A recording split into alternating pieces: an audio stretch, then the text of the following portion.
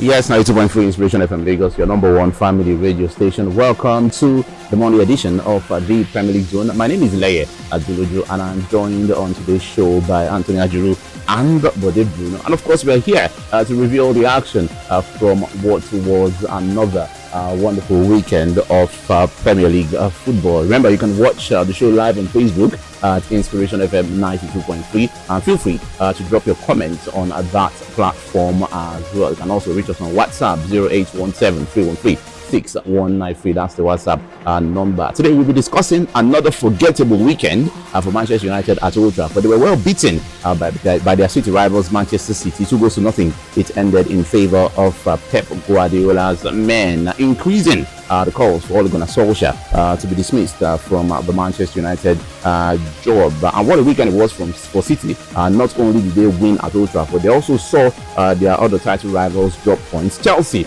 was surprisingly held to a 1-0 draw by Burnley at Stamford Bridge, while Liverpool were beaten by high-flying West Ham United 3-2. We'll be talking about those matches also in this edition of the Premier League Zone. Antonio Conte took charge of Tottenham Hotspur for the first time in the Premier League, and it ended in a goalless draw at Everton. We'll also be reviewing that match on this edition of the show. It was also a weekend of a couple of managerial dismissals. Dennis Smith was given a boot at Aston Villa, while Daniel Farke was also sent packing at Norwich City. All of that will be covered on this edition of the show. So welcome again to the show. Let's begin by running through all the results from the weekend. And it started on Friday night, where Aston Villa were beaten by Southampton at the St. Mary's Stadium, 1-0. It ended in favor of the Saints, the match that proved to be the last for Villa manager, or former Villa manager, Dean Smith. And then on Saturday, ManCity went to Old Trafford and won by 2-0. Norwich City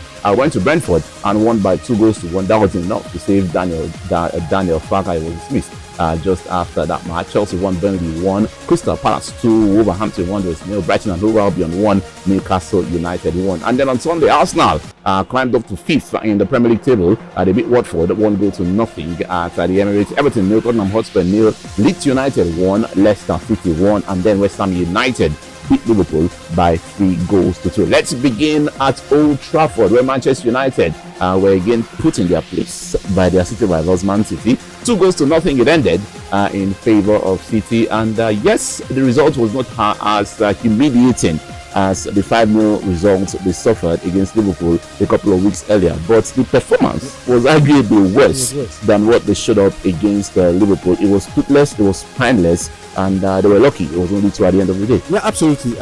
They should be counting their stars that City were not in that sort of mood to go. City declared that 2-0. So go football pattern, because it just felt like City were just cruising, and they were happy to just knock it around, comfortable, not really getting hurried by the United players and all of that. For United, like you said, another poor, lethargic, disappointing performance. And I think what was more disappointing for me was the second half display. Yes, they were equally poor in the first half, but you'd expect that, having gone behind 2-0 in the first half, given the manner of the goal considered in the second goal considered in the first half, given the time of that second goal, they expect them to be fired up.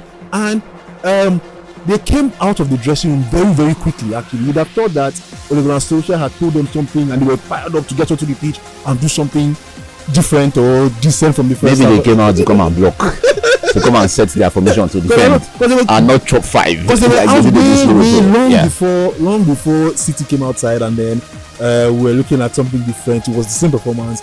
Barely had any opportunity, barely threatened the City back line, always slow to the ball, second to every ball as well. Ultimately, they deserve to get nothing from that game. City thoroughly deserve that win. And while I'd like to say the pressure is mounting on Ole, he himself has said it that his job is safe. So there's no pressure on Ole. Or was it Ole that gave himself the job? Why is Ole telling everyone that his job is safe? For those people asking if he's worried about his job or he's worried about getting sacked, he's been saying that he's not worried about getting sacked, that he thinks his job is safe. So I think he's gotten assurances from the hierarchy at United. Plus, I think the fact that Alex Ferguson is backing Ole is a big problem for those who want him gone, actually. Yeah. And then there's the extra issue of Ed Woodward who's going not wanting to not wanting the sack of Ole to be his final salvo at the club before he leaves. He's leaving in a few months actually. He doesn't want the sacking of Ole to be. So there's a lot of reasons Ole is still at the job, and I think he'll be there till the end of the We'll season. talk about Ole more in a bit, but I want to understand from Bode Bruno why Manchester United did not give it a go in the second half. It seems to me like they just thought, if we attempt to attack ManCity, we may get pummeled like we did, or like we got pummeled against Liverpool. It was like an admission that, you know what, they are better than us. Let's just keep it tight at the back and do damage limitation at 2-0 with over 30 minutes to play. It was like, I think the commentator also said it, that was like an FA Cup tie where a lower division side was playing against a Premier League side, and the lower division side decided to just, you know, do damage limitation because they knew they could not compete against the bigger side. That was the approach I saw from Manchester United, and it was really, really poor to see and disappointing to see from the Red Devils on Saturday afternoon. No, totally. You'd realize that it was a total contrast from what we saw against Atlanta in the Champions League. You saw them react after going behind, but this time around, I wouldn't want to believe it was the exhaustion. I think they kind of knew or felt maybe Atalanta, they could go at Atalanta, but there was this fear. I mean, in the Manchester United camp, you could sense it that they were afraid of ManCity, and they just didn't want to go at them because they were fearing that if we attempt to go at them, we're going to get, you know, more goals into our own net. So I think that's the difference between the Atalanta result and the ManCity result. Let me look at the fact again that I think those players were under immense pressure. 2-0 down at home against City. You would expect that, well, they should you know, bounce back and actually show everyone, okay, this is a proper derby. And I barely even saw the tackles and everything that makes a derby interesting, or maybe because it was probably got the referee again, Michael Oliver.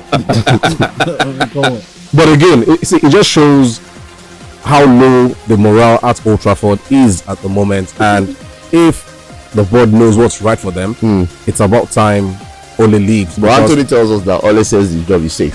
See, he go shock him last. Maybe we should hear from Ole himself. Obviously, he was interviewed after the result against ManCity.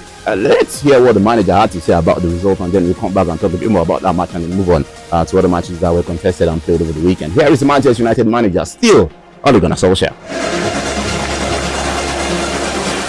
Today was a big step back. You know, we've had a good week leading up to this. We were more confident coming into the game, but we couldn't execute what we wanted to do. I think the first goal conceded took a lot of the belief and confidence away. Of course, we were set up to press high with the wing backs. It didn't work. We didn't shuffle it well enough, and we got a few chances against us that made us drop back too much. The first goal is unfortunate. The second goal is at a very difficult and hard time to deal with, because coming in at half-time 1-0 down, you can go to the second half with a lot of hope.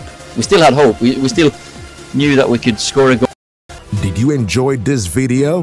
Hit the subscribe button for more, leave a comment and like.